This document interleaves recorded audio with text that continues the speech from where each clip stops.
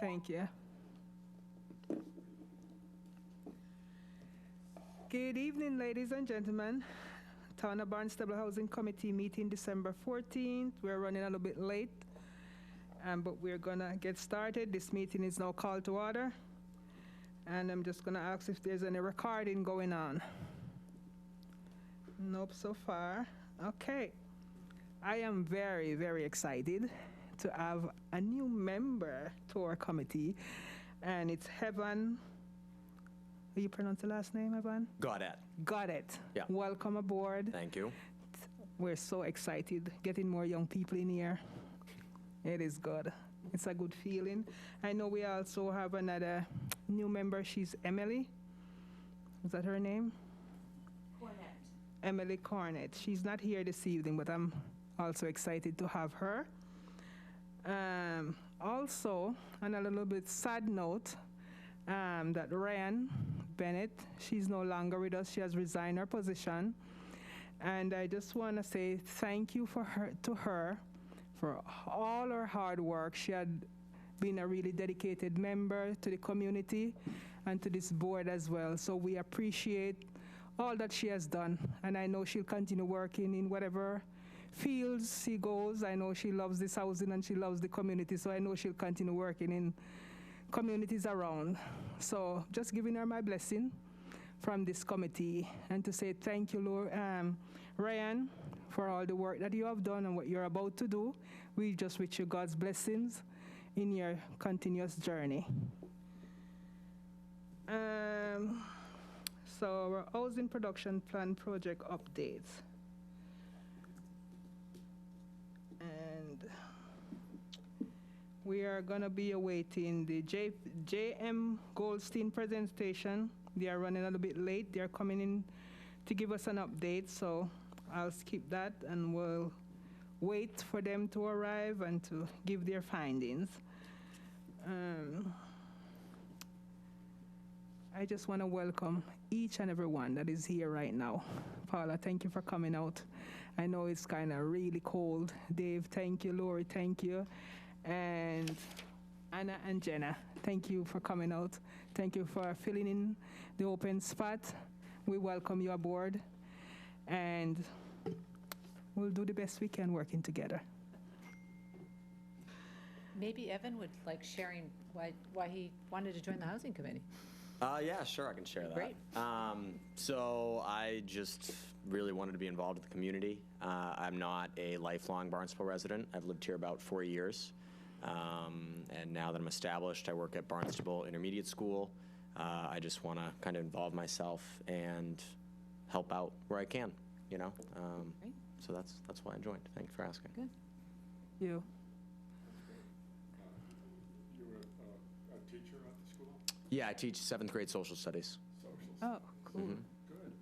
And I coach basketball, so if I ever come here and my voice is very rasp, I just came from practice. So that is why that will be. Oh, I thought maybe it was raspy because you were yelling at the children that were not behaving. Just the basketball players. So have you encountered any housing challenges in or did you get in under the wire? We were very lucky. My mother-in-law, my wife, grew up here. So we stayed with my mother-in-law for about 15 months when we moved out here, and we were able to save up some money, and then we were able to kind of get in while it was rising, but not at its peak, Yeah. you know. So, yeah, very lucky. Good. Good. You can see how important something like Like this is to us. You've been watching it go up. Oh, yeah. The first house we were interested in, we put a bid on.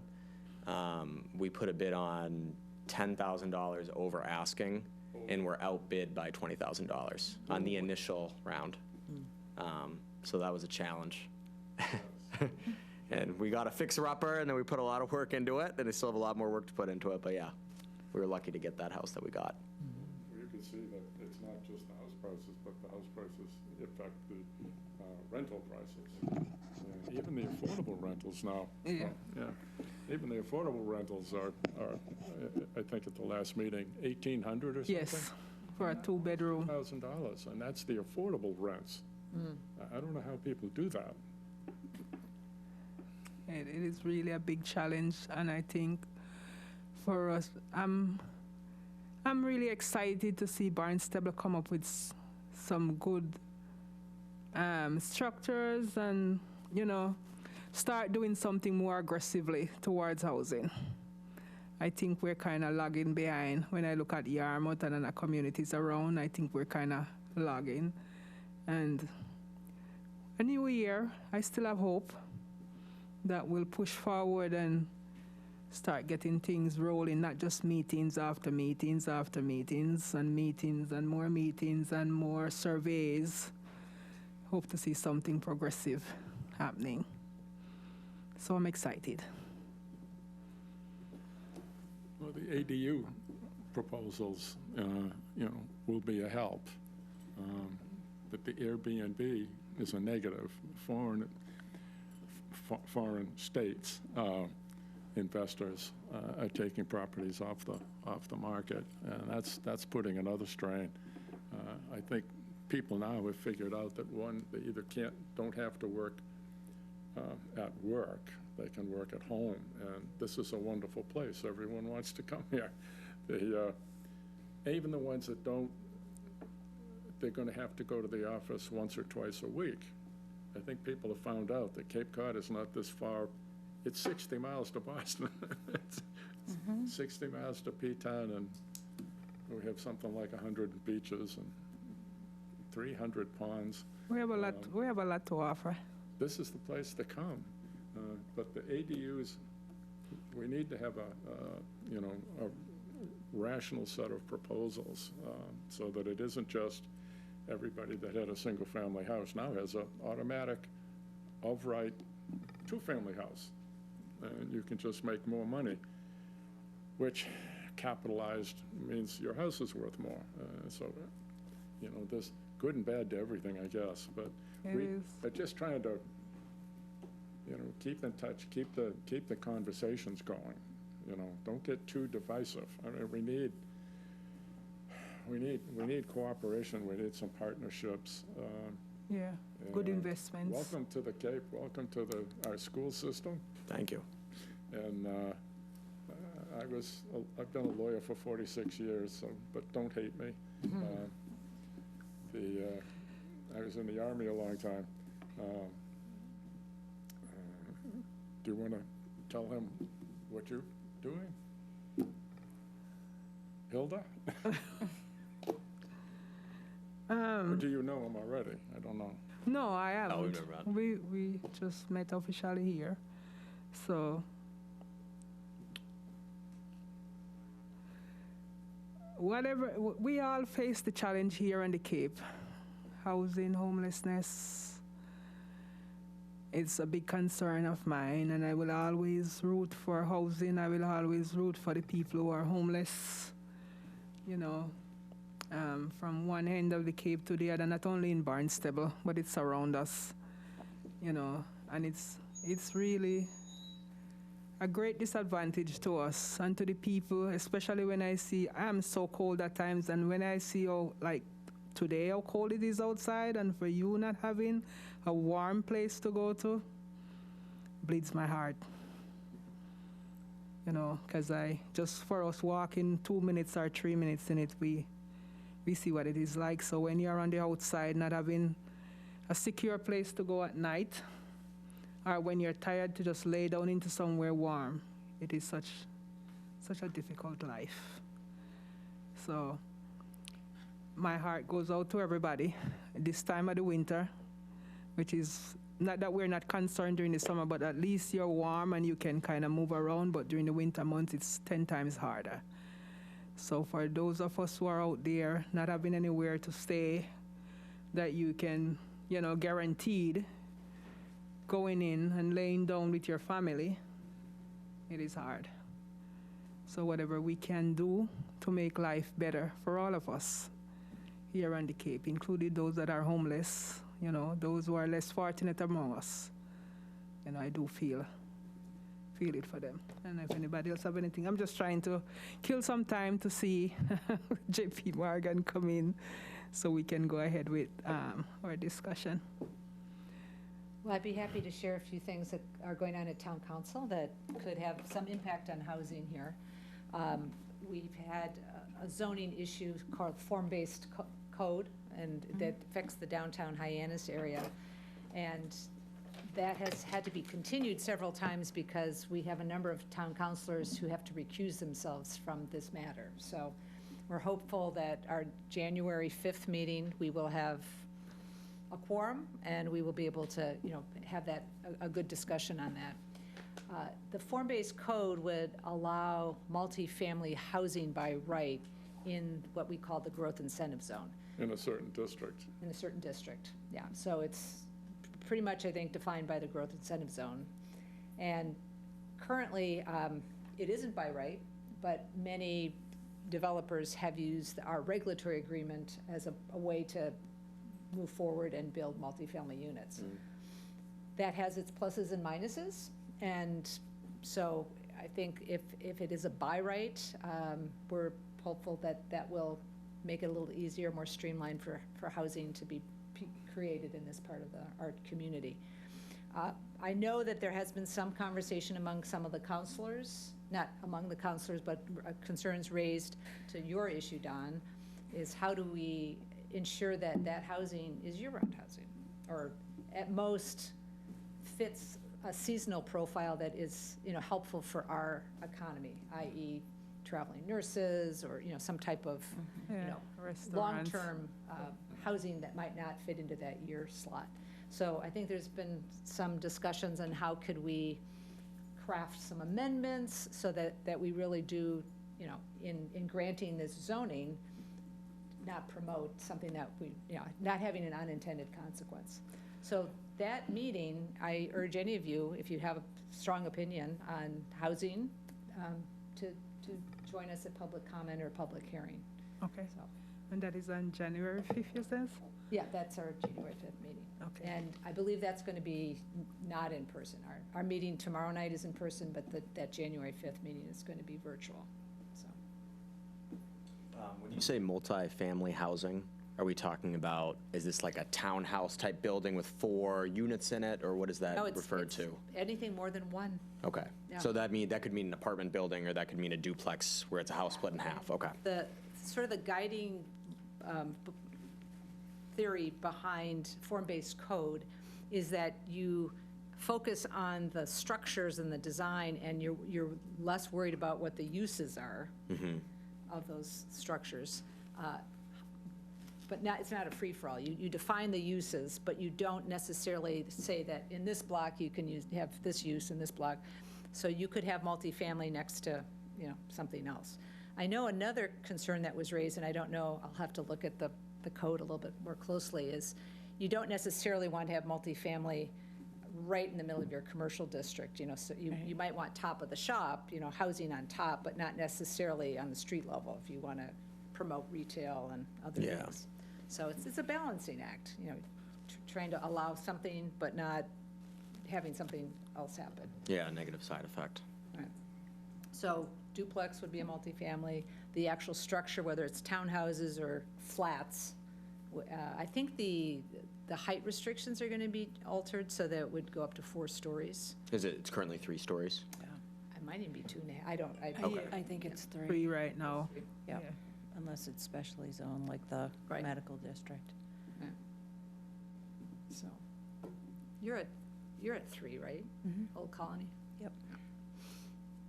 So, Evan, in case you don't know, this is the Housing Committee, this is the Housing Authority, Okay. totally different. Yep. I'm Lori. I'm Director, Barnstable Housing Authority. I've been at Barnstable Housing about 15 years. Director for 10, I think. I've lived on the Cape 61 years, so I've seen a lot of changes. And what made me come into be interested in affordable housing and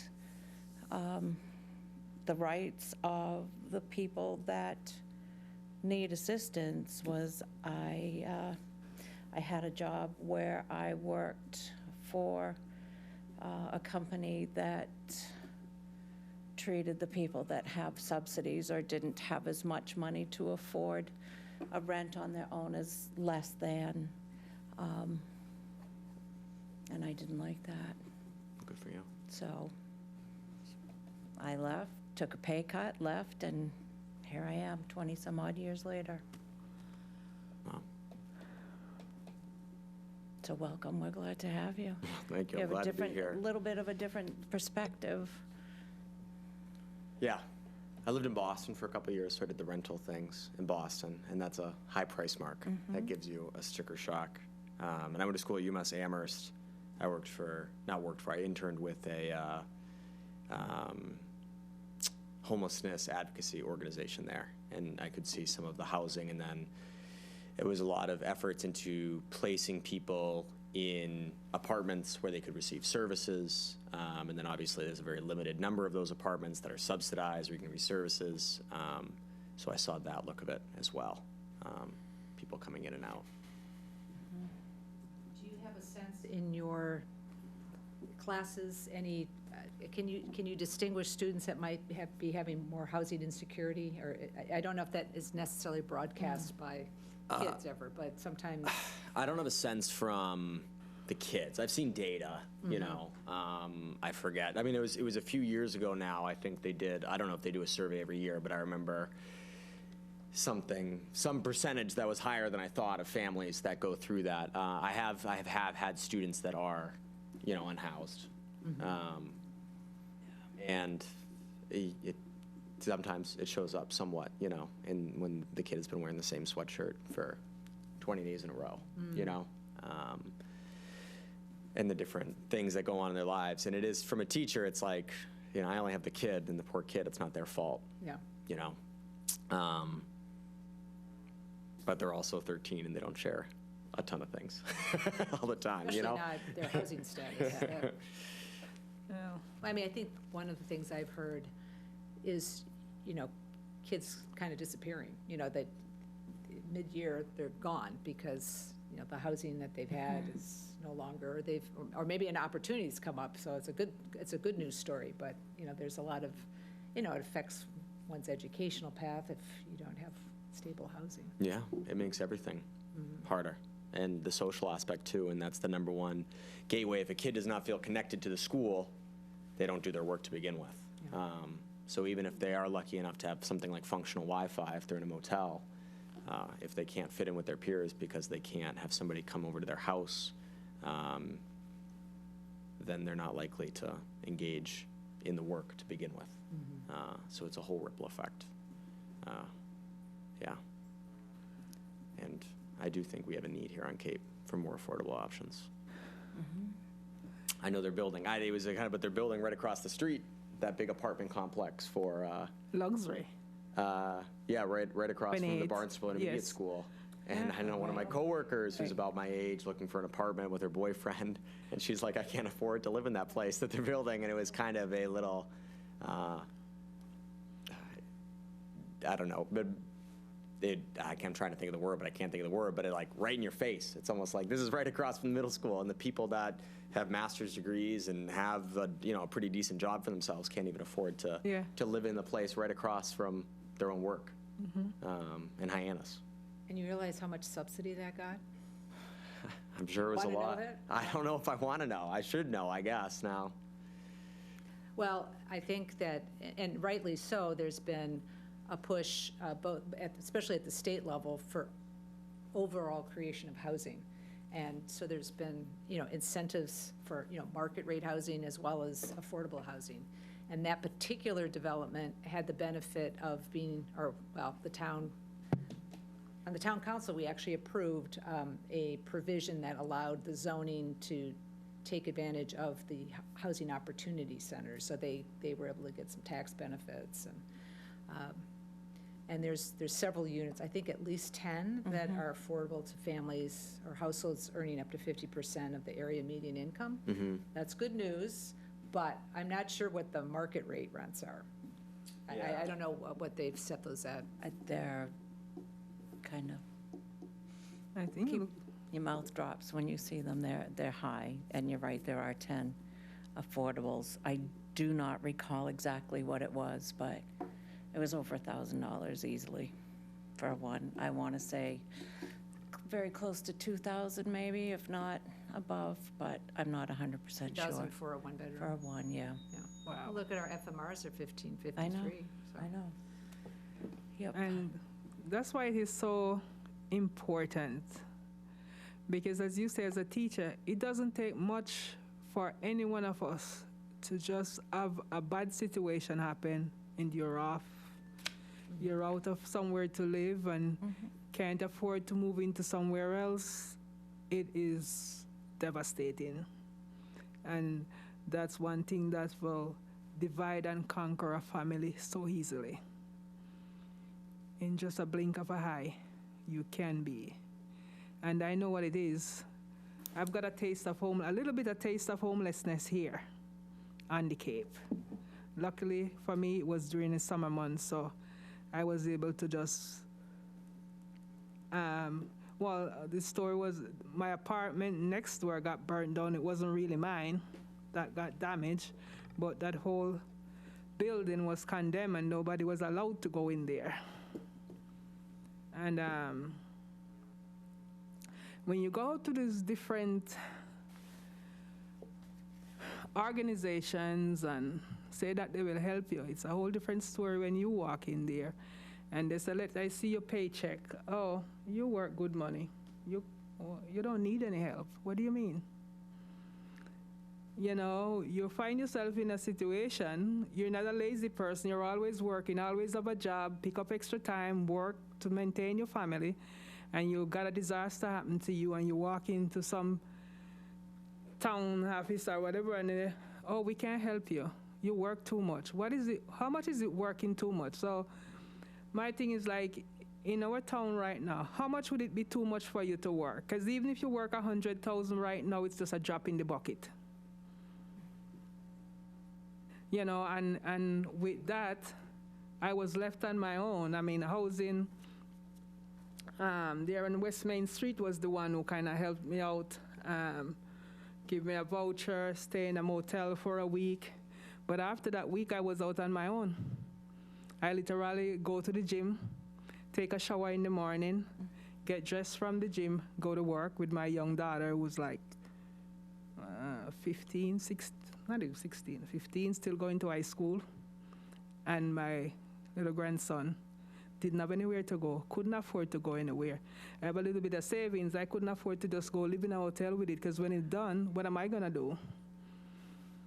And I had to be creative during the day. As I said, it was during summer months. I kind of just bounce around during summer months, go to work as much as I can, and I'll go home and wait until after hours to go back into that same place to sleep and get up early at 5 o'clock and sneak out of there. What was I going to do? And did that for that whole 3-4 months. So I know what it is to be out there. I know what it is to be stressed and not having a place to lay your head at night. Or go out and work tired and you come in and you can't have a hot cup of tea because you don't know where to go. So that was my main reason why I got involved in housing, because I know what it is. Yep. Been there myself. Yeah, it must be a scary thing if you're in a position where you don't know where you're going to lay your head that night, or your children. Yeah, And, my daughter. you know, I wasn't even worried about me. the Wall Street Journal had an interesting article on that 3 different categories. One was a CPA. CPA could afford a $300,000 home under the current mortgage. That teachers could afford a $225,000 house. And it ended up by saying, and it wasn't Cape Cod, it was Massachusetts, but good luck on finding any one of those houses. Oh, yeah. The numbers are astronomical. Yeah. Yeah. Just astronomical. We have a lot of work. We have a lot of work to do. Some people say we haven't done anything, but I think keeping the conversation going Yes, is important. is If you just important, let yes. it drop, nothing will ever change. PAC did a wonderful job. They helped me out, and even getting my house that I'm in, you know, when I gave up and like, I'm done, I don't know what else to do, you know, and they helped me to found 5 more where minutes. I am today, and that's where I've been for the last like 10 years. And Hope she can speed talk. I'm extremely blessed. Even until today, I'm grateful, very grateful, you know, to know that I was able to do that, because how much people have not a lot of us would have the strength and the stamina to maneuver certain things and, you know, just keep trying. Because that's when you kind of get frustrated when things aren't looking bright and you easily fall off. And you find yourself in some really bad situations. It's a monumental problem. We're trying to overturn demand and supply constraints. So, you know, we're pushing this big boulder up the hill, but keep pushing. Yeah, Just we have to. We keep can't. pushing. We can't give up. It's not in mine. Not in me to ever give up like an housing. You know, even though we'd want to see probably 100 per year or more, even if it's only 30, it's better. It's still something. Better than none. It's better than none. And then it's another 30 families that would be helped. And it's surprising, there must be, because they can't afford here, a lot of employees on the Cape are going back to Plymouth, going back over the bridge. The bridge over the, the bridge over the canal at 4 or 5 o'clock. It looks like there's tourists, or that somebody called an emergency, and everybody's going, because they would love to stay here, not Would they- use the gas, not use the bridge. We're looking for ideas from anyone, you know. One thing I'm wondering, just, and maybe Laura, you can speak to this, with that like development across the street from the intermediate school, and you said there's 10 affordable units in there. Are there, or what are the kind of policies around that? So like how many units do they have versus the amount of units they're keeping for median or 50% of the median income? You know, if they're going to receive a subsidy to build, are there stipulations that come with that? Well, the state law recommended, we're supposed to be up to 10% affordable for, so if they build 100 units, there should be at least 10.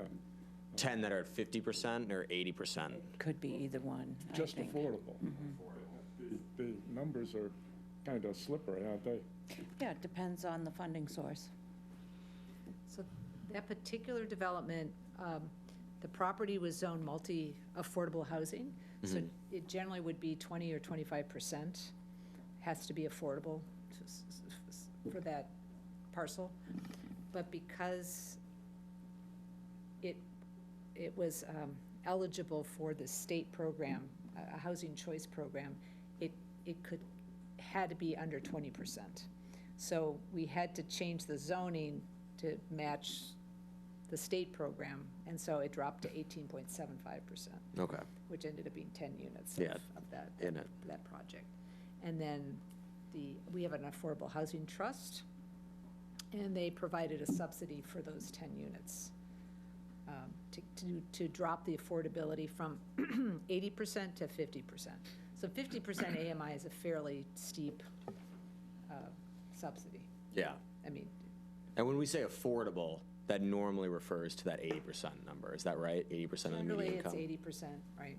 And what's interesting is this last year, the median incomes have actually shot up because the people who have moved here and are working actually make more money. So that actually brings up the 100% of median income, and that brings up the 80% of income. So when we're making calculations of what is an affordable rent for that household, it's now more money. Yeah. So all of a sudden, you could have $1,800 being an affordable rent because your median income has gone up. Now, arguably, everyone has probably gotten, their income has gone up a little, minimum wage has gone up, but there's still a good chunk of folks that is out of reach. Yeah. It's out of reach, so. Yeah, 80% is a number of affordable. That seems, like, I know, read that, just reading the paper or whatever. Yeah. And that, it doesn't seem like that's an affordable. Right. It seems like that should be semi-affordable, And yet, there's a lot of folks. Yeah, it's like airline miles. Right. They're not really miles. And not you need more and more 40,000. every time you Yeah. want to use it. But there's a lot of folks who come to our town council meeting and actually want us not to restrict. You know, they want more housing, but not to put that 80% restriction in because they might earn just a little bit too much. And then, so it's a balance, it's a real balancing act to try to serve the needs of the entire community. So you're damned if you do, damned if Damned you if you don't. You don't. make more money. You really do. You get a second job, Yeah. you're gonna pay another 100,000 for the house. Yeah. Right, and you won't qualify for other forms of qualifying, yeah. assistance. But I think that one of the major problem is the living wage that hasn't been gone up. I mean, everything has been exploding, food, rent, everything you can think of, but your wages, the living wage isn't going anywhere, hasn't moved. It's gone And- up a little bit, but relative to the price increases, probably not enough. Like a percentage, and the price increases went up 10%, and your wage went up 0.2% or 1.1%. It's like giving you with your left hand and take your right hand and take it right back, because now I have to buy food, which is 10% more than the 1% you just pay me over a year. So it's not leveling off.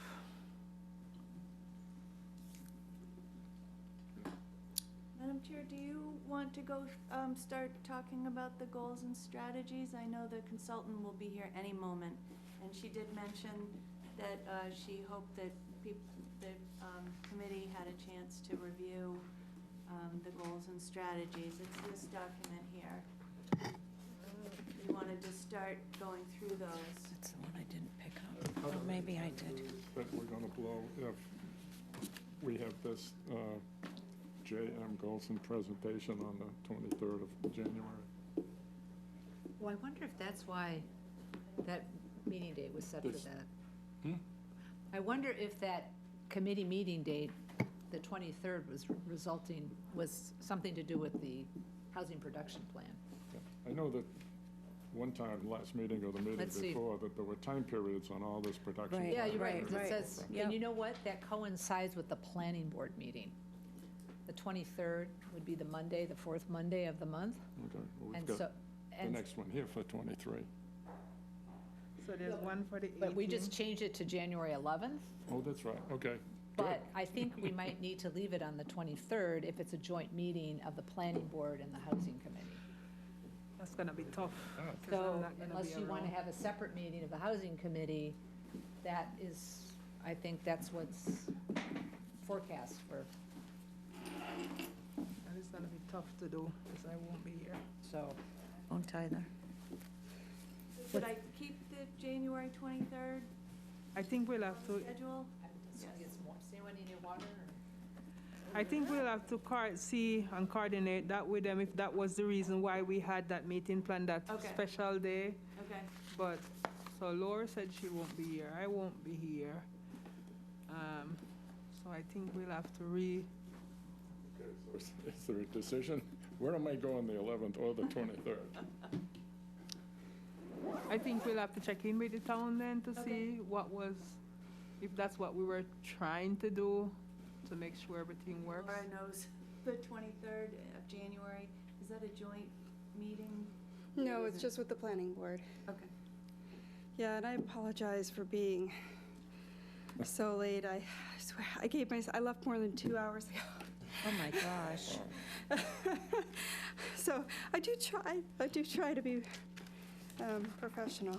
But anyway, I printed off the goals and strategies. Okay, perfect. You've already got them.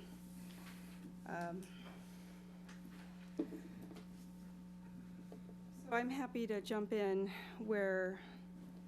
wherever you'd like. It sounds like you're covering schedule, but, and you've had a chance hopefully to look over the survey summary and the community forum summaries. And really, I think for me tonight, the most helpful thing would be to just finalize, for now, everything's a draft for now, but finalize the language, and if there's any deal breaker goals or deal breaker strategies, so that in the next couple of weeks, we'll be writing up the narratives and the examples and the case studies and things that will go into the goals and the strategies. So if there's any that are missing or we feel like no longer belong, that would be helpful. But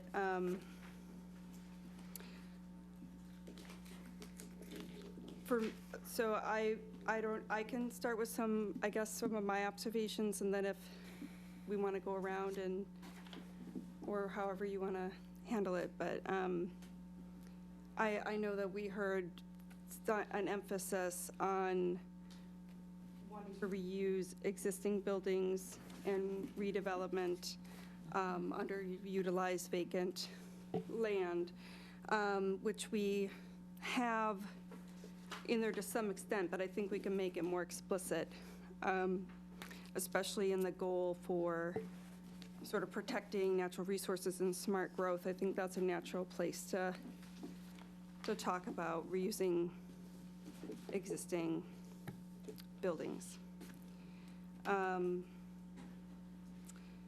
And the other thought I had was in Goal 4, we talk about services and assistance programs for the most vulnerable residents. And we do list homeless. This goal had very strong support through the survey and the community forum. We don't have any strategies that tie in, I think, directly to homeless. It's more about homeless prevention or housing stabilization strategies. And I'm wondering if the homeless population, if we need a strategy there, if it's about coordinating with other regional groups and things. But I'm wondering, basically, do we leave actual homeless population in there, or do we more, in which case we should probably have at least one strategy, or do we talk more about people living in inadequate housing conditions at risk of homelessness, but perhaps not actually homeless yet?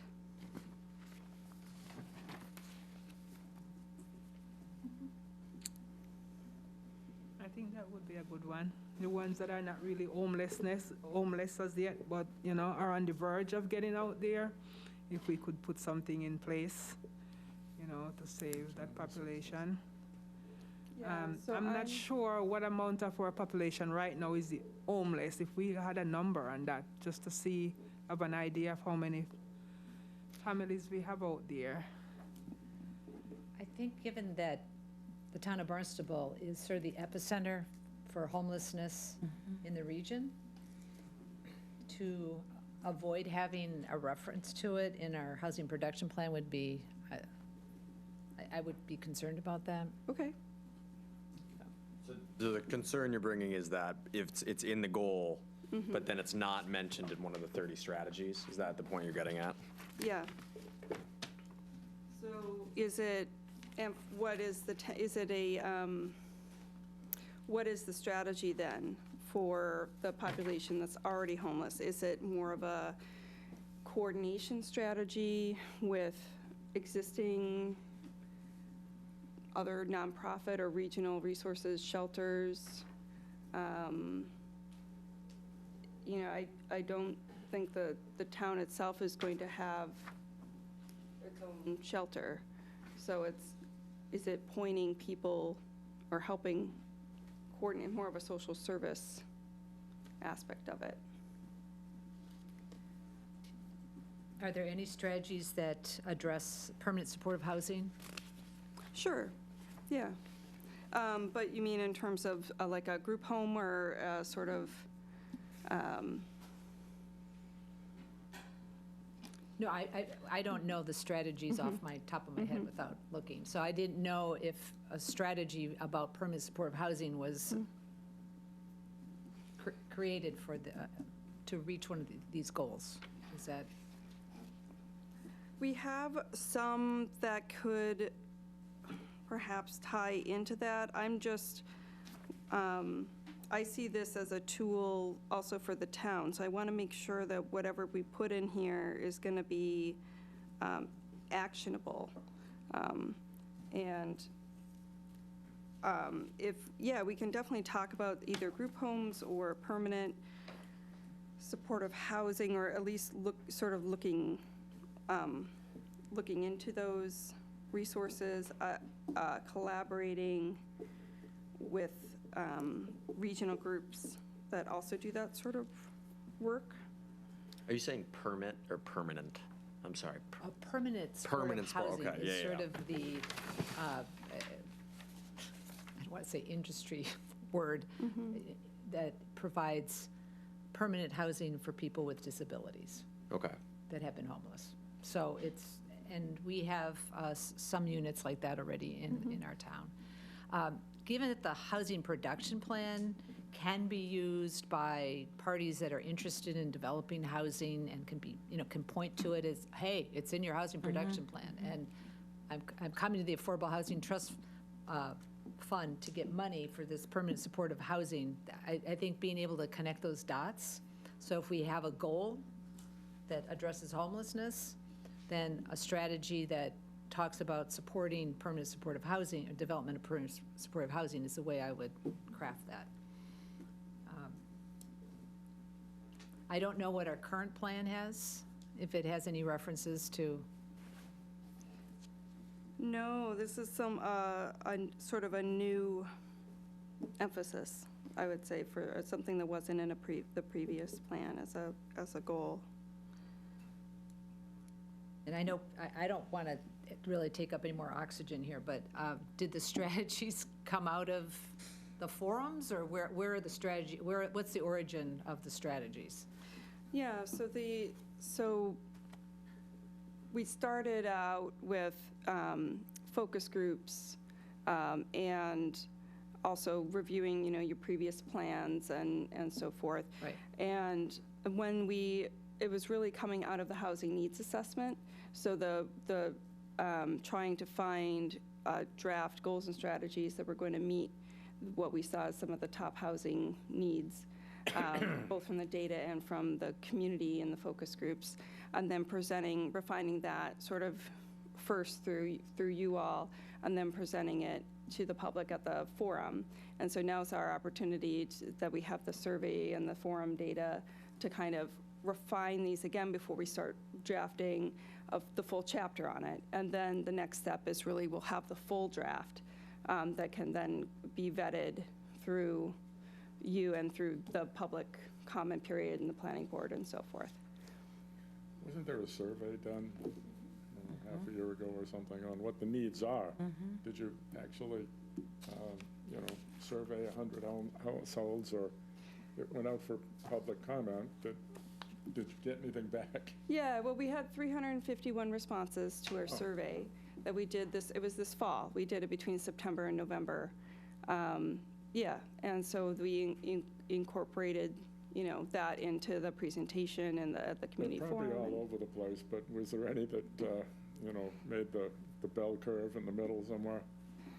Well, so here, I can also pull up. If we So the community survey is right behind this one here, the Barnstable Housing Production But Plan, done. Barnstable Community Survey Summary. Do you have I that one? didn't get.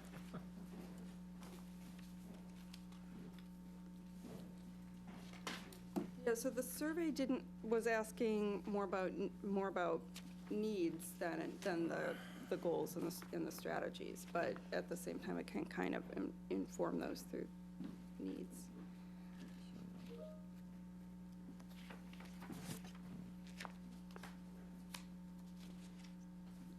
Great. I'll have to study this at home. Yeah, a lot of it's appendices, so hopefully it's not.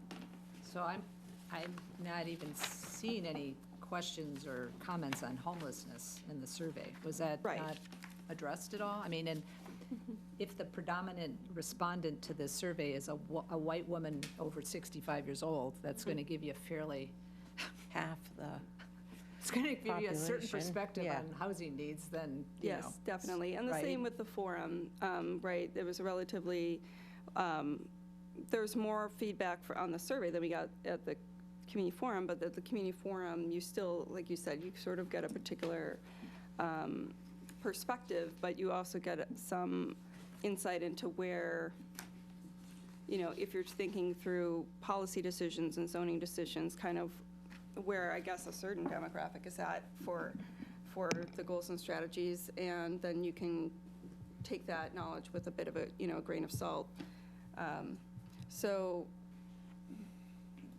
For the survey, actually I said 351, I inverted that, 315 participants, and a reasonable spread across the different villages. And yeah, that did skew, older, educated women, and a pretty, the underrepresented groups are going to be your, men and lower educational attainment, the kind of middle-income earners and renters, and your more diverse group of folks. Just scanning this very quickly, this just jumped out at me. What kind of homes might interest you or family members in the future? 73.61 want single-family homes. Has anyone ever pointed out that that's probably not going to happen? It's, the average in Barnstable now, I think, is 650. So you need 150,000 or so cash, then you get an empty house with no furniture, $500,000 mortgage. So if you're a cardiac surgeon, you're probably okay. Right. Boy, Yeah, it's there does seem to be a little bit of a disconnect between what people want and even their highest interest in the goals, let's say, and which strategies they we're willing to support, because some of the strategies that I would argue are most supportive of the goals, like the people who are most at risk of being homeless, for example, are to provide more deed-restricted housing at lower income levels, and that was the strategy or the goal, also the goal of subsidized housing that the audience liked the least. I think that's where you have to kind of take things with a little grain of salt. What do you want, without any, what can you afford or anything else. What they really want is a roof over their head for them and their families. Yeah. If we could give them single-family homes, we would try. That's what they want. I think for us, looking around that we don't have a lot of land space and we're really struggling, single-family house to help this population now is not the way out. In a lot of cases, seeing that it's going to be so expensive for any one person, unless they were going to be like an area where there's 5-6 houses built into that area, and like a little community where they can share common areas or stuff like that. I don't think, as far as we have been seeing, the land space is what has become a real burden. So looking into single houses, I don't think that's the answer. It's more like apartments or condos, somewhere where you can have maybe a 3-story building or a 4-story building with multiple family living. Don't you wish we just had a magic wand and we could just put everybody in a house? But I know even though people may say that, that's their heart desire. But in reality, it's not really there for everybody, in the sense that if be able to afford somewhere, a single family home, as you're saying, everything is like $550,000 and over, $600,000. And you have to be making good money to be able to pay that kind of rent or mortgage, just for that reason. Yeah. And in terms of people who have struggled to afford their housing costs in the last 2 years, even among in ownership, there's some numbers of that probably a quarter of people have struggled, and a much higher proportion of renters have struggled with housing costs. in the last 2 years. And yeah, there was only 13% of people who rent who said that they have not ever struggled in the last 2 years to pay. Everybody else, like Does. 87%. So it's just the reality of Yeah. what's going on, the reality of our lives, the reality of what's going on with land space on the Cape and a whole. Oh, sorry, go Go ahead. ahead. No, go ahead. Well, so our goal tonight is to review these strategies, right? And then to kind of move forward on a process of these. That's what we're looking at. But just, I'm new, so I don't want to step on anybody's Yes, that's helpful. toes. Yep, so I wrote down, say, to emphasize existing redevelopment, existing renovations of existing units, development of permanent supportive housing, trying to target a strategy that can get at the homeless population, and, yeah, those sort of, refinements.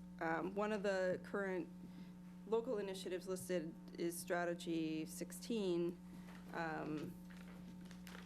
to establish a buy-down program to promote moderate-income homeownership opportunities. We started with that one in, and then we at some point took it out, but then it got added back in, because I think the staff like it here, and it does get at that interest in homeownership and single-family homes.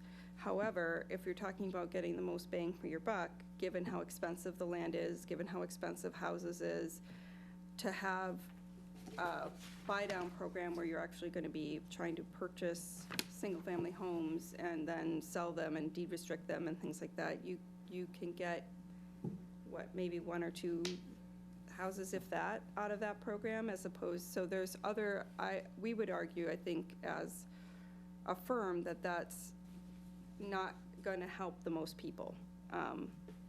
And so if you're thinking of leaving it in, I would not have it as a higher priority than some of the others, if that makes sense.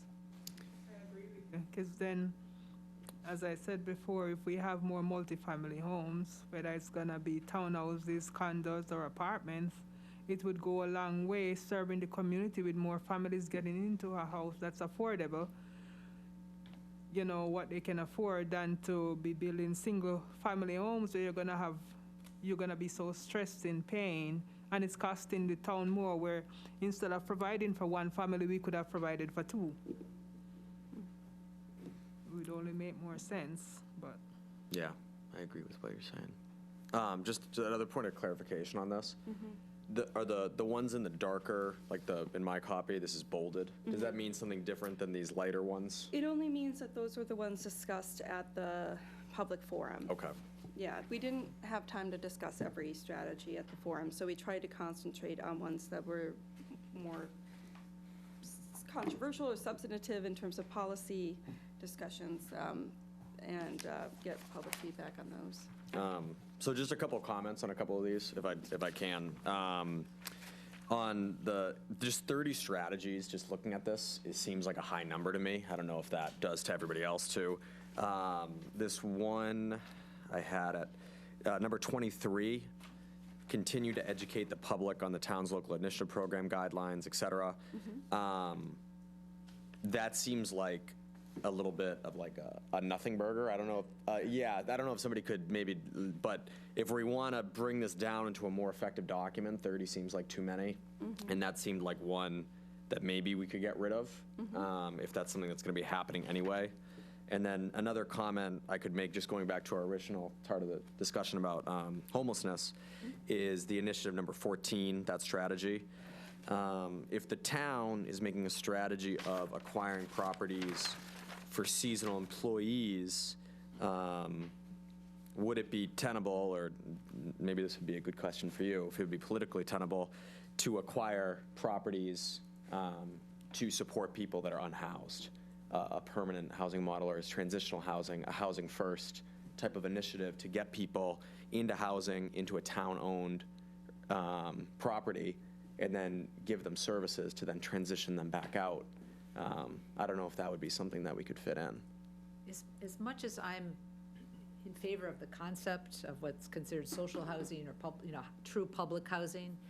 It's really challenging in our state to do that with procurement laws, and I mean, it's a very expensive proposition. And the housing authority, owns property that it acquired primarily through state financing and some federal financing.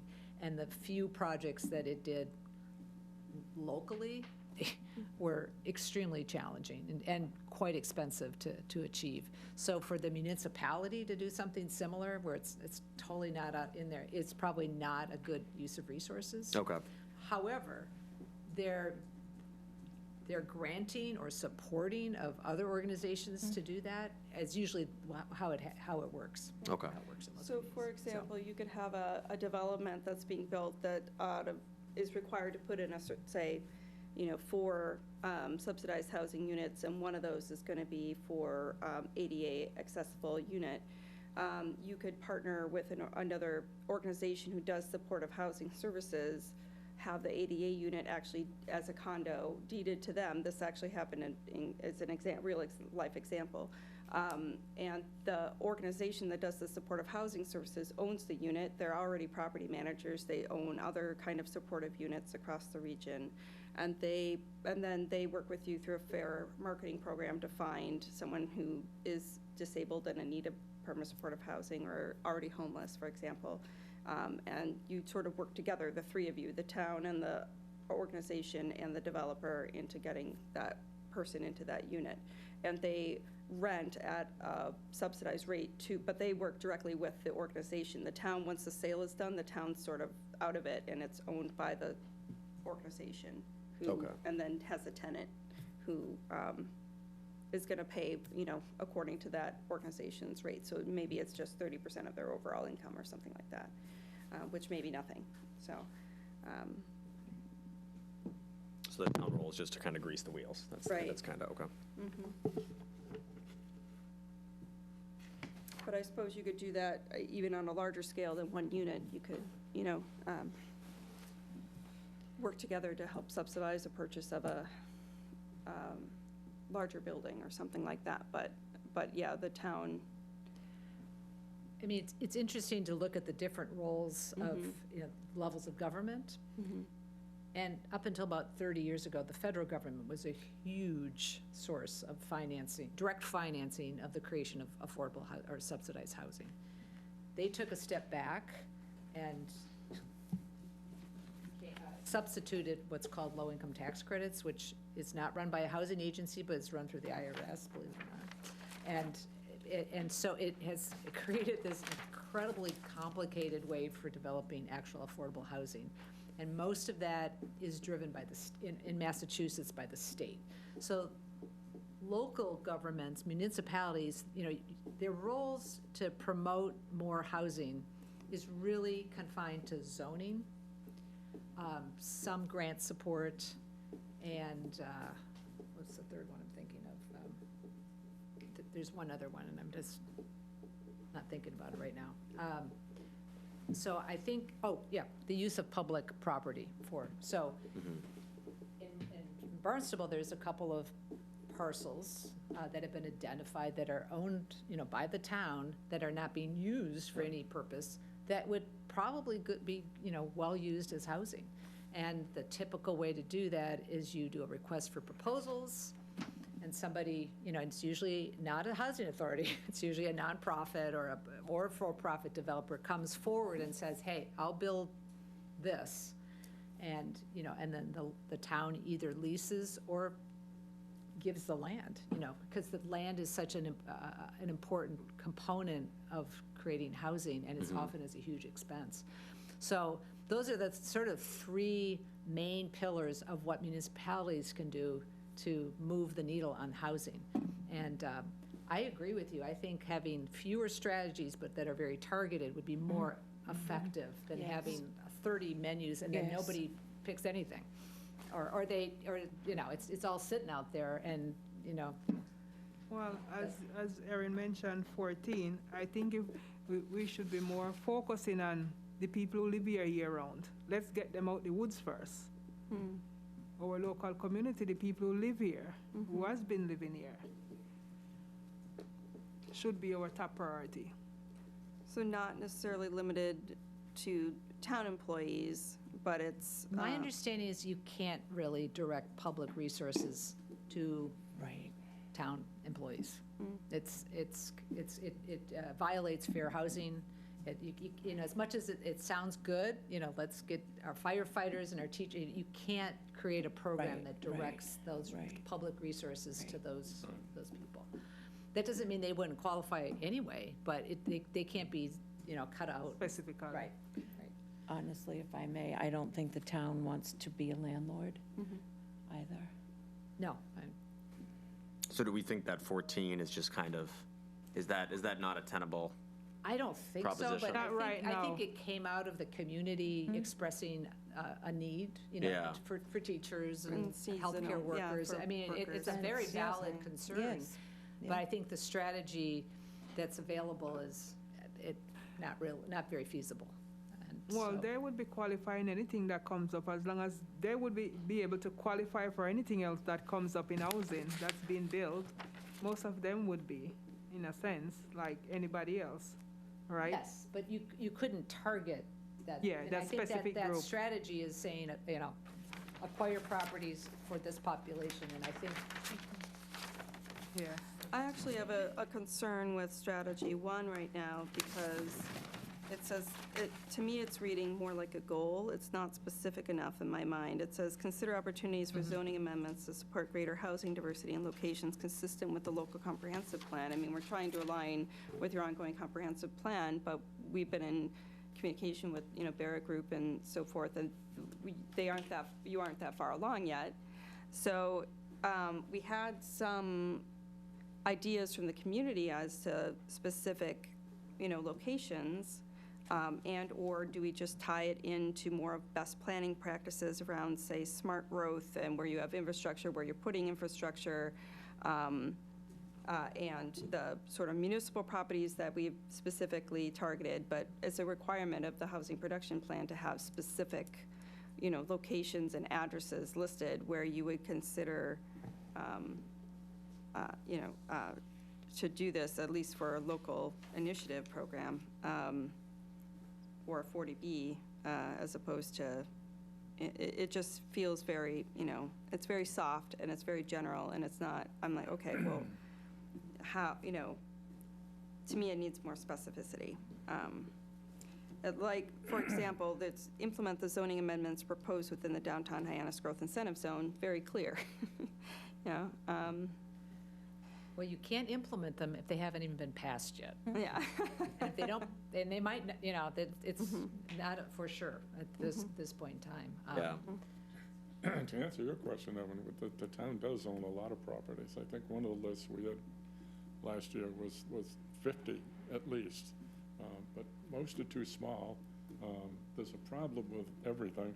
You're in elementary school in Marston's Mills.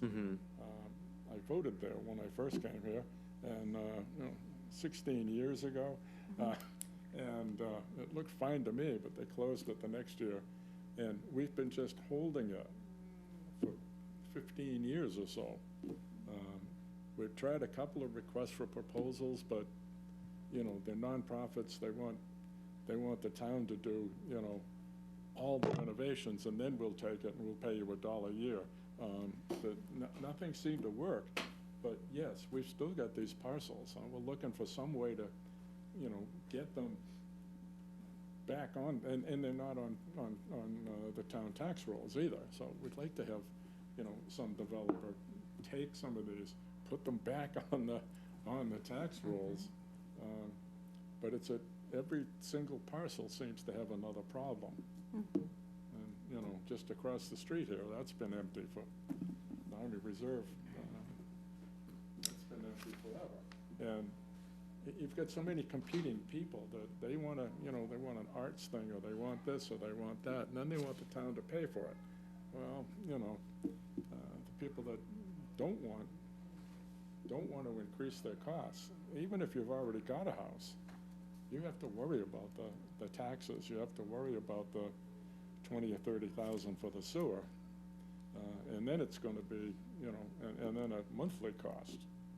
Little cottage I have in Bourne, Buzzards Bay, the sewer started out at, I think it was $300 a year, and it's now $1,200. Well, obviously this is a small house, but it's gone up tremendously. It's half what the tax is. Yeah. So there's good and bad to everything. That we need the sewers. There's no expanding the housing stock really, as the wastewater problems are unsolvable if everybody has to have a Title V, and the Title V doesn't remove, as I understand it, any percentage of nitrogen, and maybe no phosphorus either. So, you know, everything's a struggle, but everything comes back to housing because it impacts housing. Yeah, and strategy number 11 gets a little more specific, because at least we're looking at vacant or underutilized land or properties. I know that the community has mentioned things like, you know, motels, or I know the Kmart's come up, but I don't know that that's a viable spot. Yeah, so there's sort of locations that the public or focus groups have suggested, but not necessarily ones that are ultimately viable. We've referenced the ones that we can, but even, you know, even talking about golf courses gets a little controversial with the golf imagine course development that's being permitted right now. But yes, we do need to have specific locations, so if you have any specific spots that you know are, I mean, I have sort of I have a pipeline, I have where they're actively being sort of pursued right now in the permitting process, so I can kind of reference that. But if there are others that maybe are not yet in the pipeline, or locations, ideas, those would be appreciated.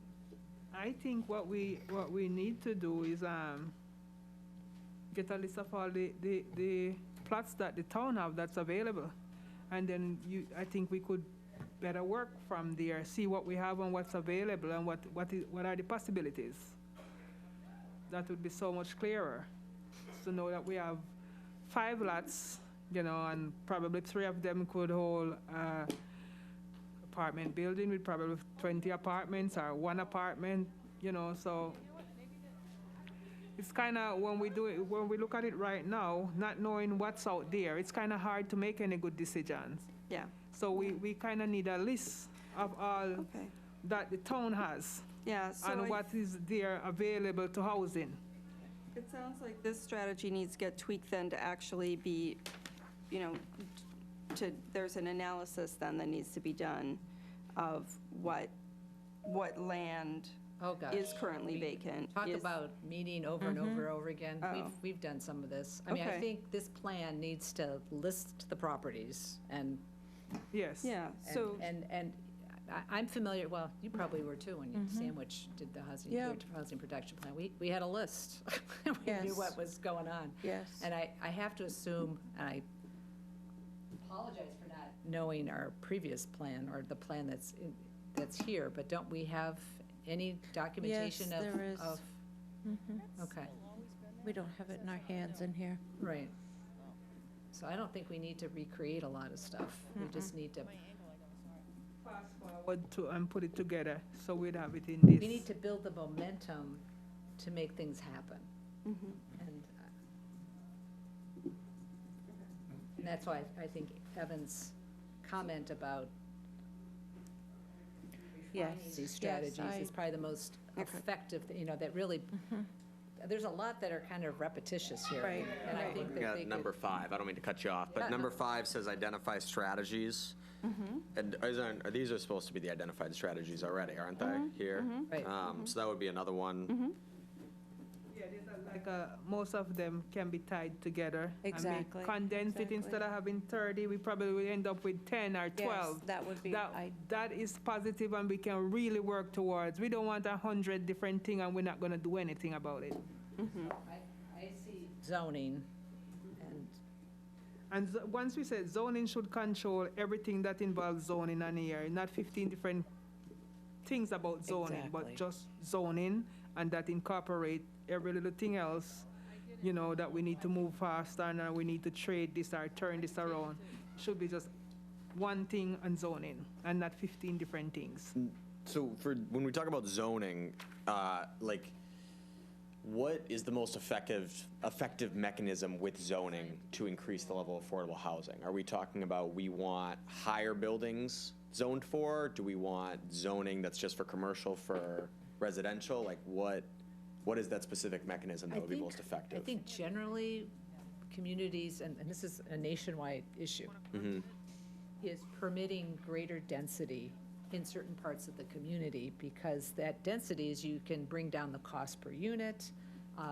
It just makes a lot more sense. What we have here in Barnstable, our acre lots, our 2 acre, it doesn't really, it's not sustainable, or not, it's hard to create affordable housing. Yeah. And yet, on the other side, those of us who are concerned about our environment don't necessarily want to, have dense housing all over the town, but there are certain places. So that's, the references to the local comprehensive plan is really to identify those places where dense housing is appropriate, and then make it by right. So the terms of art are by right, you don't have to go through a whole process, and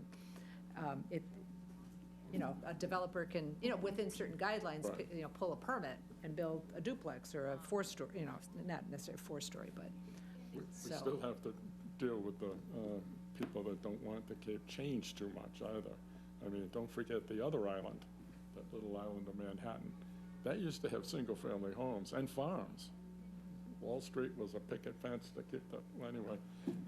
Yeah, and I think that, It moved up and moved up until there's no single-family homes. right, And it's got to be some sort of a compromise that we Right. can, I totally, and I think that's why the smart growth references and the village centers, and where you have transportation infrastructure and wastewater infrastructure, is where I think you want to make it a little easier to create denser housing. Yeah.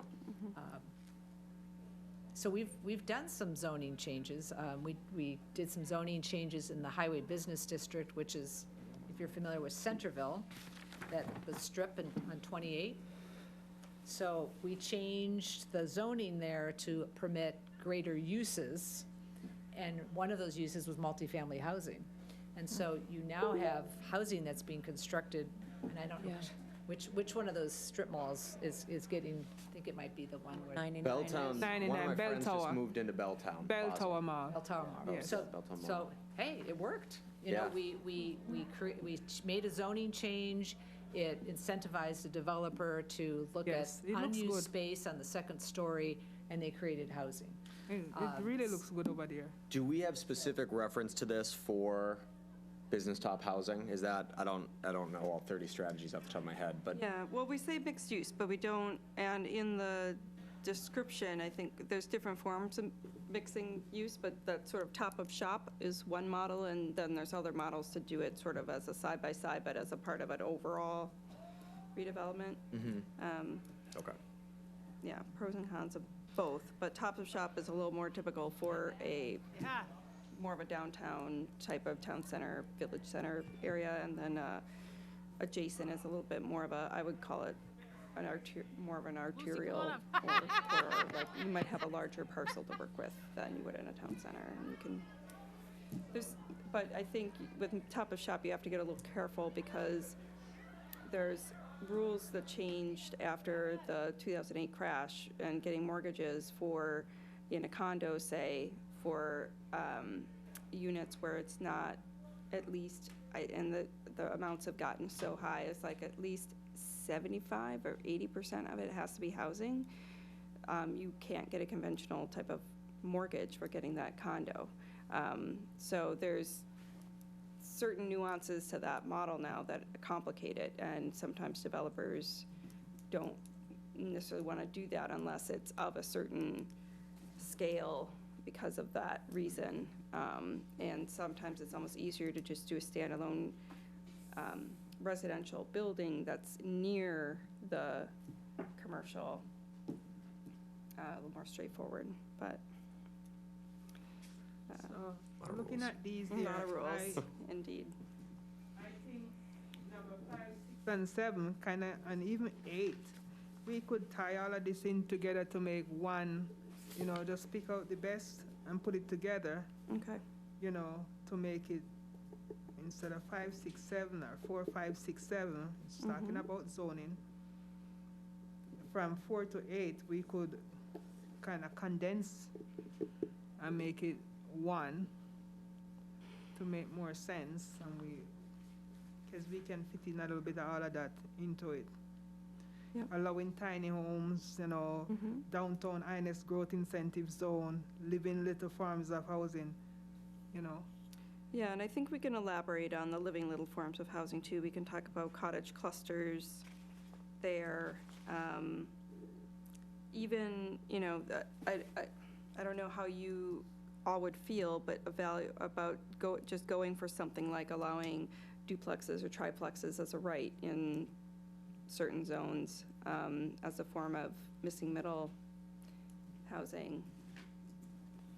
That's a strategy that's not, you know, currently there, but could be elaborated on.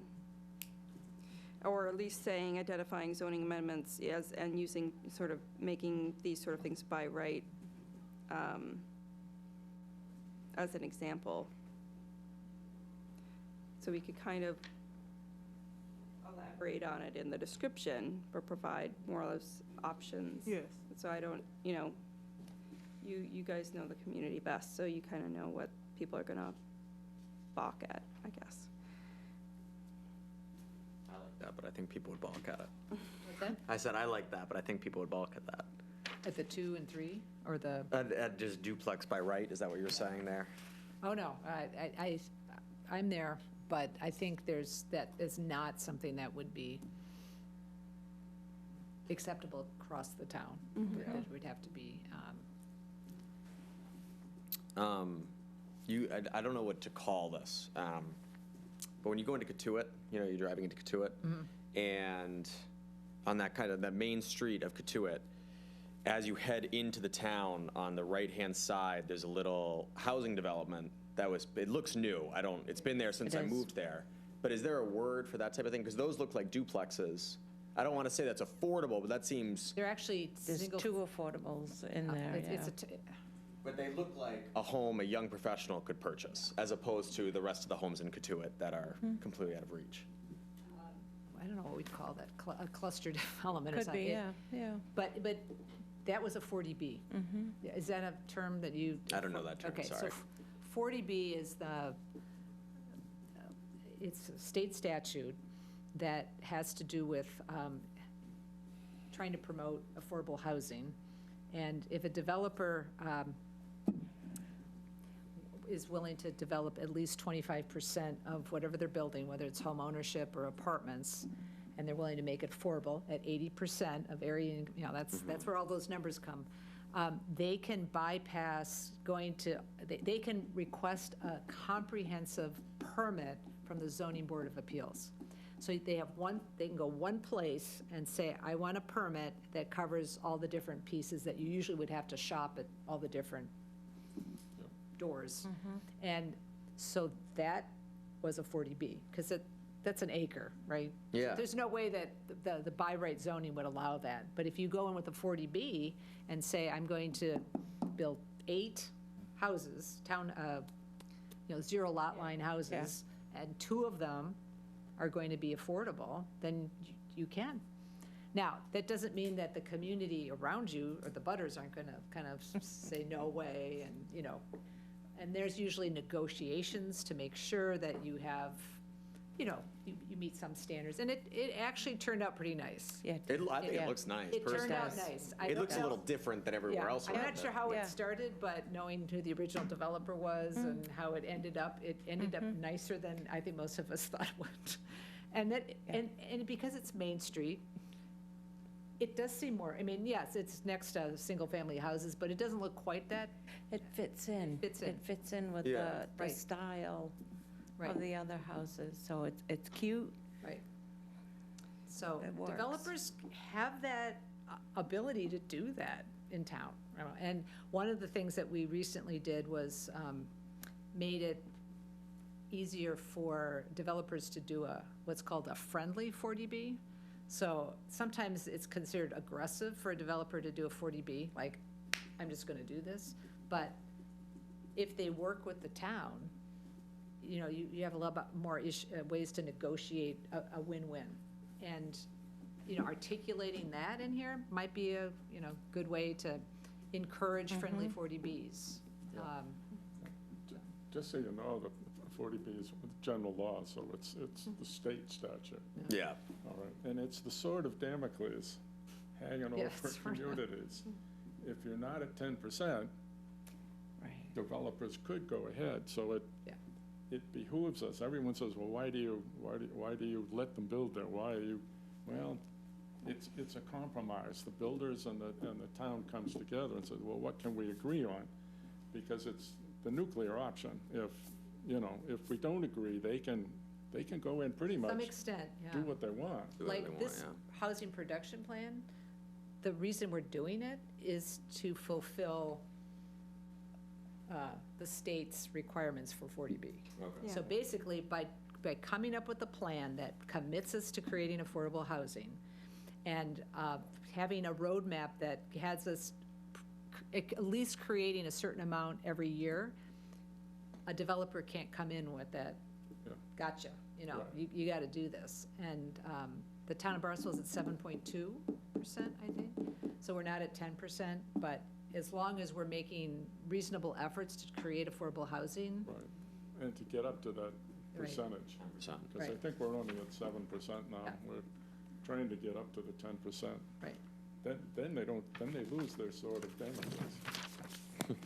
And in fact, this plan is a requirement of this plan to cite specific locations where the town would be open to 40Bs, basically, comprehensive permit locations.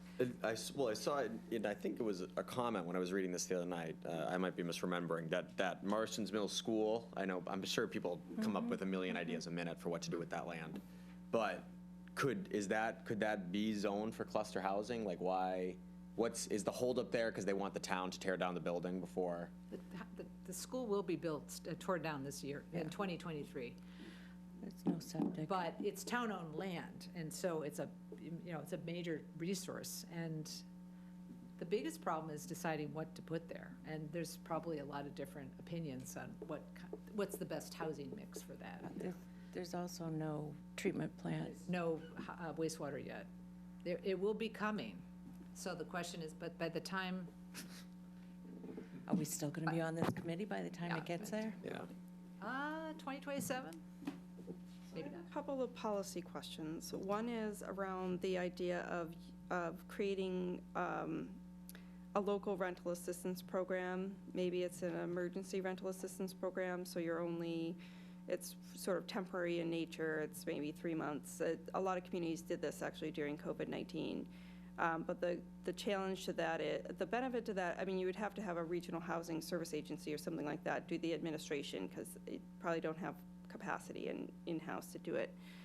And then you have the problem of, is there a cliff effect after the 3 months is off, or does it help stabilize people long enough to try to get Get somewhere. assistance from some other programs? So you may have a completely different opinion than I do, but I don't really think that's what the town should be Yeah. Right.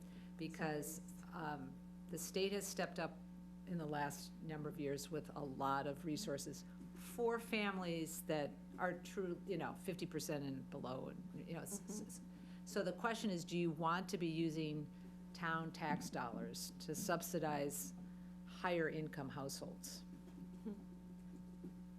I don't know. I mean, there are other emergency resources that the town has, you know, the Lombard Fund, the needy, I mean, there's a lot of other access points. So I just wonder if Yeah. it's really the bang for the buck is enough. That's fair. You know, that's why I'm kind In of this, bringing it up. but that's my view. I don't know how you look at it. Same way. Yep. The other more substantive policy, and it makes our list shorter, which is good. So it helps us get at priorities. The other question I had is around the idea of a pre-development or infrastructure sort of relief fund to defray costs related to pre-development or water sewer connection costs. This wasn't particularly popular, I will say, among the public, at least those that attended the forum. I think there's a perception of it being sort of a giveaway to developers and that kind of thing. On the other hand, you know, I feel like the staff really liked it because they see that as another way to help actually get things done and built, to sort of subsidize, if you will, in a different way. And, you know, I'm sort of Switzerland on that issue, I guess, if you will. I know that Mass Housing, MHP, has specific funds just for this pre-development or infrastructure relief, as does, I think, DHCD, the Massachusetts agency. So, and I know there's limited amount of CDBG funds, not usually like, I want to say 300,000 a year. So it's not going to go far anyway. I don't think so. Okay. If you want to reference, I mean, the trust is already doing that, so Okay. I mean, you could reference what the trust already is doing, but I don't know if the town needs to set aside yet another source Right. for pre-development. Right.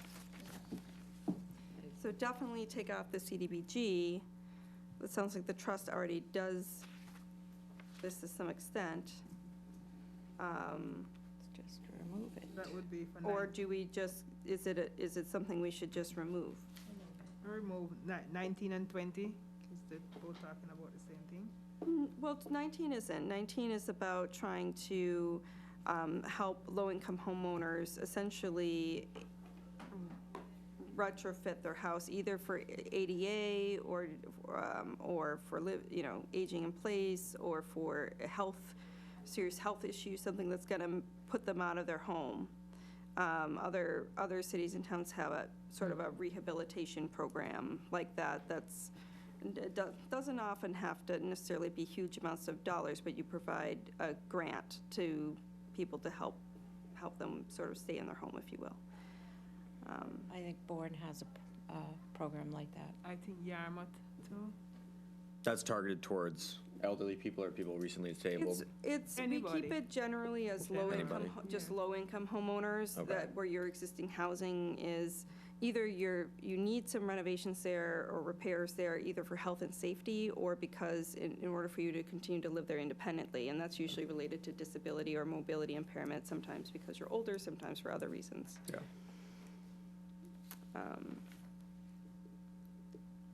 I wonder. You said we didn't like 16, right? Is that right? Sorry to cut you off there, Paula. But Right, I was that crossed one? off Okay. 16. I'm just So- trying to keep track myself Get here. rid And of this. 14 and 15, actually. Okay. So I crossed out 14, 15, 16, and 20. I think the 18 and 19 are related, Yeah. because the rehabilitation program is one way of sort of implementing some, housing stabilization, if you will, so there may be a way to combine those two. That also, I think, had some strong support. And you're talking about sort of supportive housing and things too. I'm wondering if there's ways to refine that a little bit. Yeah, in 18, I would say, where you have for foreclosure prevention, housing stabilization programs for low-income residents and seniors who are in danger. I would just take the senior out, because generally it's for anybody who needs the help. Okay.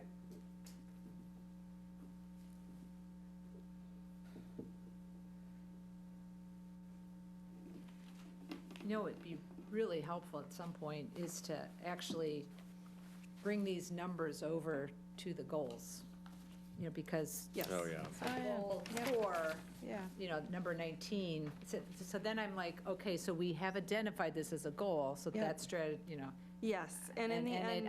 I'm having to like search for which goal goes with and there might be some strategies that might meet more than one goal. For sure, yep.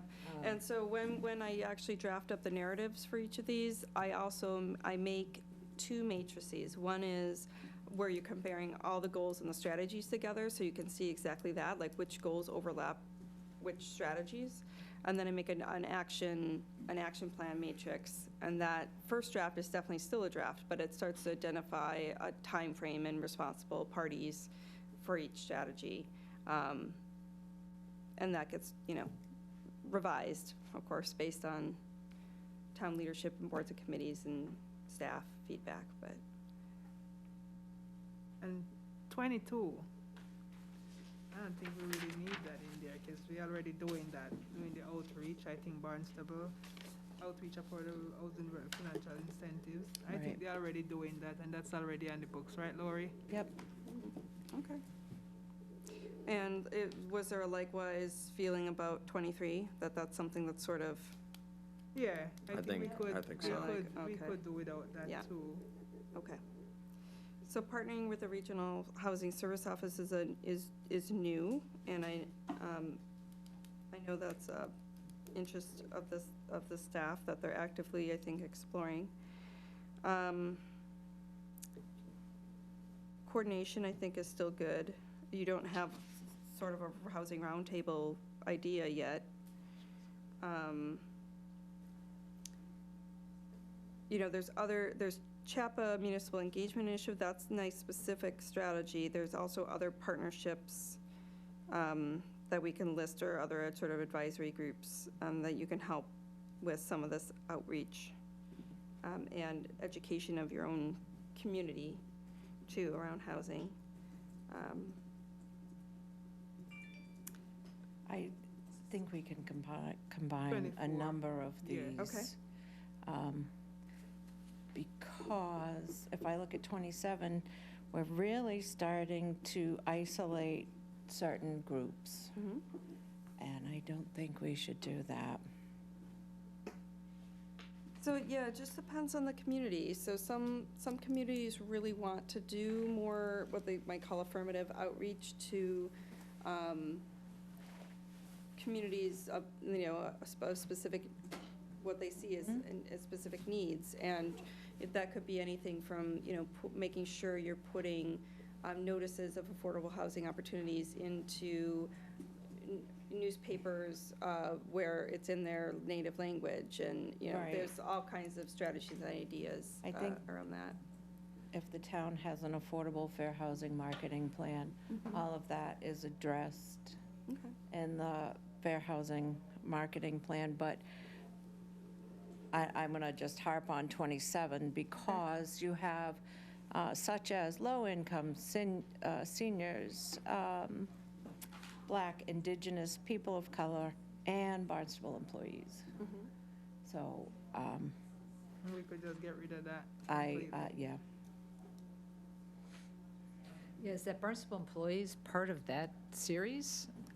Or is that Barnstable, or is that a separate thought? Barnstable don't know. employees are to increase the It's- awareness. Yeah. You're right, maybe I it's think the it's a sep- wording. It maybe should be but- separate to, stop, a period.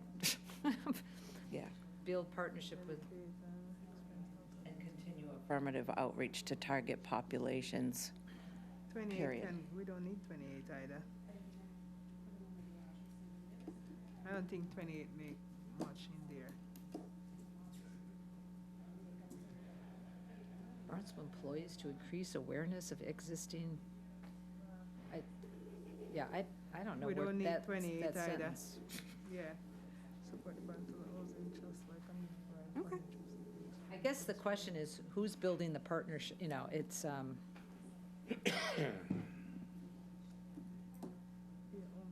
by continuing to seek state authorization for resource transfer. When you have an affirmative fair housing marketing plan, Paula, you list all of the I know, but I'm trying libraries to and everything determine in there. where that affirmative marketing plan exists within our CDBG, within our, I don't know. every developer should have one if they're having, Right, but I mean, if you feel like it's superfluous because of the practices you already are doing in affirmative, well, I think it's really important, you know, and we've been stressing at the town council level and all we do that this, you know, outreach is important. So I don't want to lose it in this document, but I just want to make sure that it's, like, who's doing what? You know, who is it that's doing this outreach and,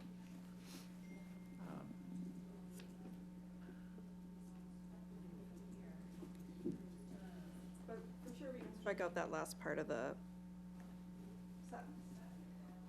Yeah. If you want to focus it more on. Target populations, is that? No, I Yeah. was thinking of listing, you know, we might list low-income seniors and BIPOC, but leave off Barnstable employees. Or just, you know, I mean, it's, because you could list, you know, people whose native language is in English. You could, I mean, there's a whole, you know, long list. So it's trying to strike the balance of wanting to be specific, but not necessarily come up with a list that's 20 long. So 28, if you feel like there's no issues or danger or anything of that being reduced, you know, your current capacity, and, you know, I don't know, I mean, some strategies might be okay to leave in just because you're already doing them and they aren't necessarily you just sort of keep doing what you're doing.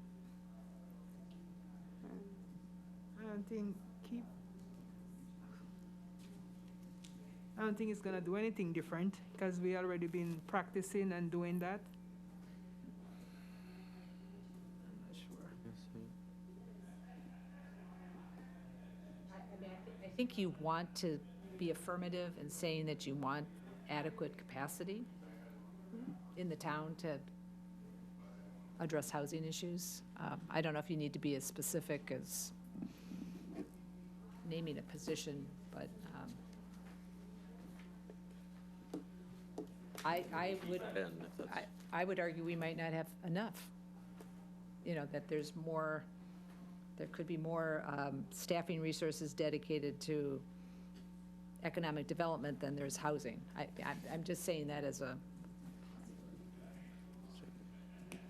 so again, are we going to continue to support only the housing coordinator and CDBG positions? No, that's what I'm saying. I think this should be a more general Yes, so do I. Statement about the capacity to implement what's in this Yes. housing production plan. Okay, so we could strike that last sentence and talk about those positions in the narrative for sure, but also say, you know, that the town should basically evaluate, you know, if that capacity is sufficient to implement everything in this plan.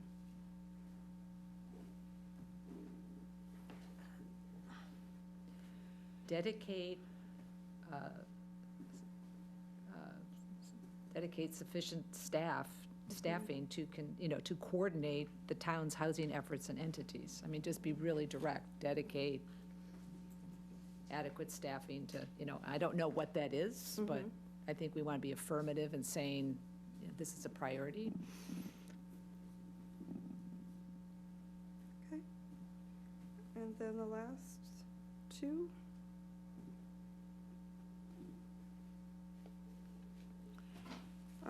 It's 29's a little bit of keep doing what you're doing, but since you have to kind of do the state petition kind of annually, I mean, it's sort of a ongoing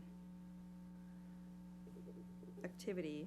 And then the public-private partnerships is a new,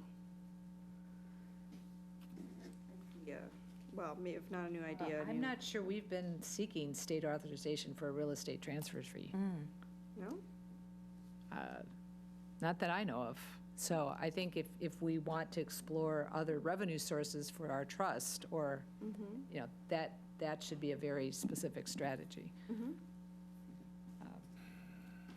Whether it gets through the whole gauntlet, I don't know, but. Well, yeah, there's a growing number of communities who are petitioning that. I'll double check and make sure it's accurate.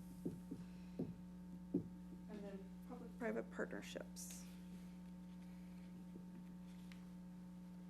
I like that one. I don't know what that looks like exactly, but A number of years ago, Housing Assistance had a similar program where they partnered with larger employees to help their staff with like a bridge sort of loan between what the staff member could afford and what the cost of housing really was. Program worked well. It didn't last long, but it worked very well.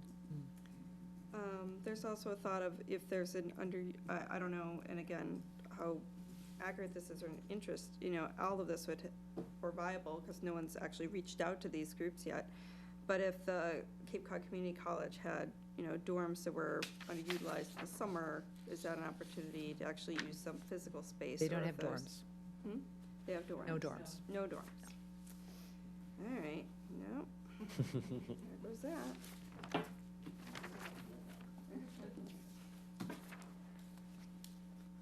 So it would have to be something But more of a bridge could they loans? have housing there? I mean, that's Oh, been talked yeah. about many times in terms of, you know, they have land.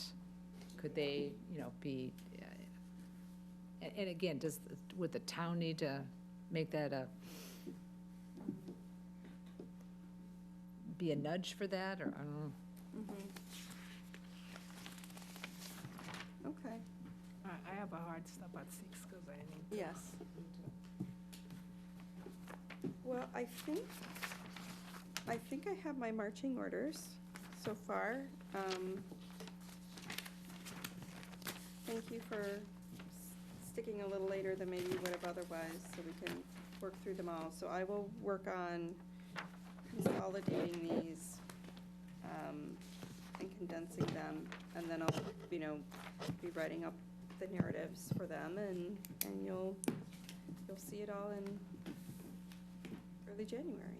is the- Right. did we agree on the 11th? Was that decided? Yeah, well, I was just gonna ask her. So there's So- actually 2 meetings listed here, and one would be the 11th, which is your regular meeting, and then the 23rd is a separate meeting with the planning board. The 23rd for meeting. So the idea is we would send you the full draft of the housing production plan. And so far, the only chapter you haven't seen yet is the one of the goal and strategy narratives. But you would receive the full volume in early January to review, mainly, again, the goal and strategy narratives, but you can look through the whole thing. And then we would have maybe have to be a quick turnaround, but if there was anything to change, we could do that. And then it presents to the planning board on the 23rd, and that kicks off kind of a public comment period. Hopefully, actually, they may even vote in favor on the 23rd, but then it goes, we have another round of revisions, and then it goes before the town council on March 2nd. And they may or may not vote that night, they may discuss that night and vote the next night, but then we're kind of wrapping it up and submitting it to DHCD. So we have probably about 2 more rounds of revisions. First to present to you, and then to present to the public, but sort of through the planning board and So any with other that comments. timeline, is it possible for this committee to actually receive the draft by the 5th, so we'd have a week before our meeting? Because, Yep, okay. yes. Good.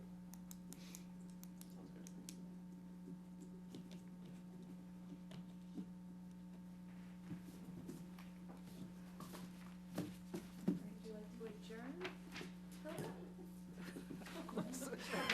Take a vote on it. We just have to agree to go home, I guess. point in time, thank you, ladies and gentlemen, for coming out, and just want to thank everybody for staying a little bit longer to get the business at hand done. So at this point in time, we're now adjourned.